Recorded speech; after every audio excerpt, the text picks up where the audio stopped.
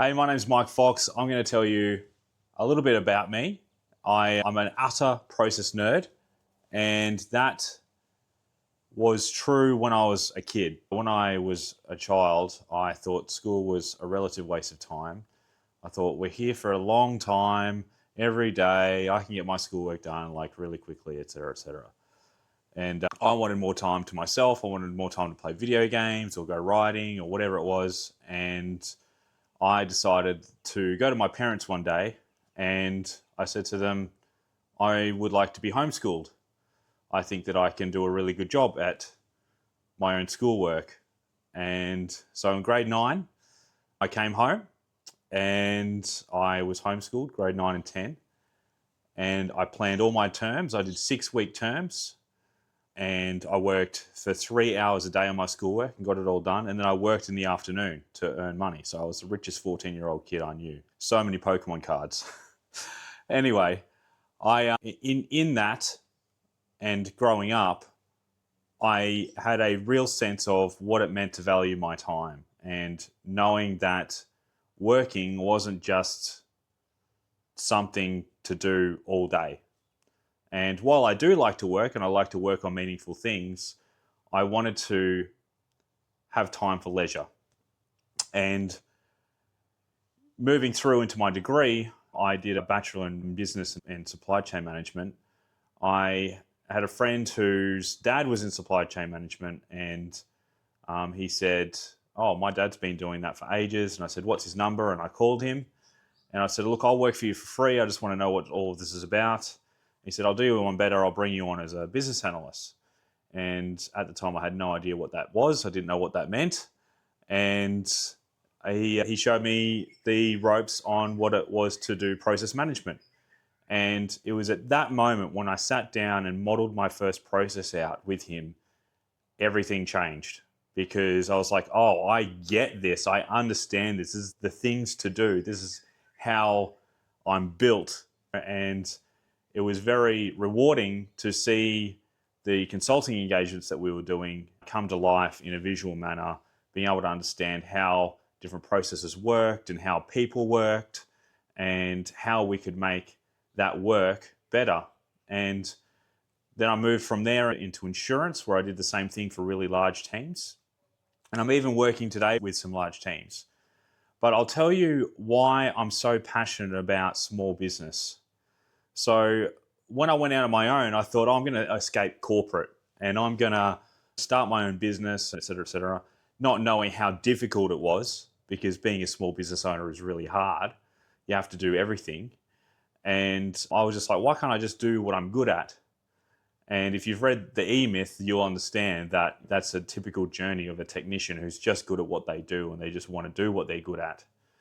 So what I found was when I was in these business networking or I joined a BNI at one stage, seeing how people not only ran their business, but how they ran their lives was very interesting to me.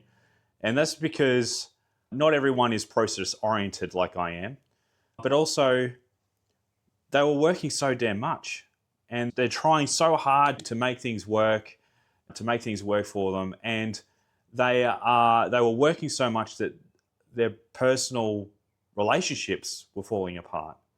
I was sitting in these meetings and I was witnessing divorces happen and I was witnessing burnouts, and it's just not right. It just doesn't feel right. And I think that even in managing my own business, I've made heaps of mistakes. But one thing that I'm really good at is taking a process approach and a lean approach. And seeing these people sacrifice their personal lives at the altar of business success was really devastating for me. So what I'm really passionate about now is building up systems for small business owners so they have that time available. They can carve out that time and they can really dedicate their time to living meaningful lives rather than working themselves to death. So the way that we do this is through building up really good systems, really good processes that are lean, that are valuable, they deliver value really quickly. And I'm going to give you some stories about how this has worked for some of my own clients And the great thing about a process is these principles that I walked through with people, they work at any scale. They work at the individual scale if you're a solopreneur, and they work at an enterprise level scale. And that is because a process is a process. I've done this. People say, "Oh, but you don't have any sort of very specific industry experience." And I say that's not really the point. The point is that a process, regardless of the industry you're in, is the same. It is a series of steps that lead to an outcome. And if we understand what those series of steps are and we're able to break those down, we are able to find improvements in pretty much any process. So just yesterday, I was given some feedback from a team I've been working with.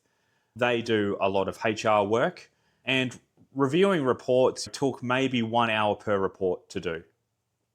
And working evenings and all that sort of stuff, I got the feedback yesterday that they are now reviewing 5 reports an hour. Okay, that is an extraordinary result in a short amount of time. Now, with that team, we've modeled around 60 processes. That's a lot. But this is just one improvement out of those different processes that we've seen. So it's really rewarding to be able to see those things come together.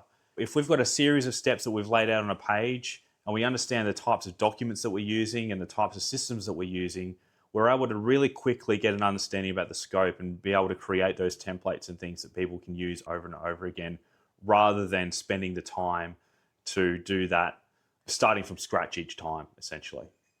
I've worked with other businesses, smaller businesses. I've worked with solo businesses who want to start to expand. I've worked with Milo. He is a house designer and he does drafting. And he said, "Mike, I like drafting, but it's not really my passion. I want to be designing more custom homes. How do I do this? Because I don't want to give the drafting side of the business away." And so we formed up a plan to model out his processes, understand how they work, and then start to document procedures for each task, do up some templates for his different documents, and then he ended up hiring a drafter. It saved him 20 hours a week. Now, if you're working 60 or 70 hours a week, 20 hours a week is very rewarding to see that come back into your week. And you can decide what you want to do with that. So Milo's doing great. He is really working towards doing more work that he's passionate about. And it's really rewarding for me to be able to see that those differences are being made, because he gets to have a more rewarding marriage. He gets to have a more meaningful relationship with his children.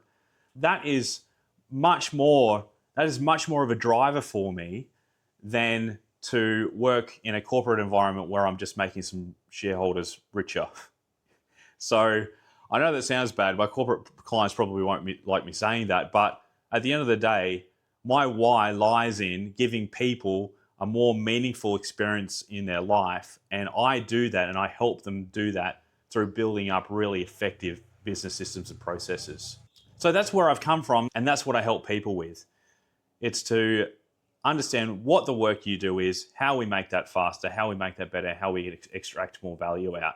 You can choose whatever you want to do with more of your time, okay? If you get more time back and you use that to make more sales, like another one of my clients has done, then power to you. But what I really want, what I really would like to see is people living better lives that are meaningful to them, not just through their business or through their work, because we know that our life is more than that. Thank you so much for listening, and I'll catch you later.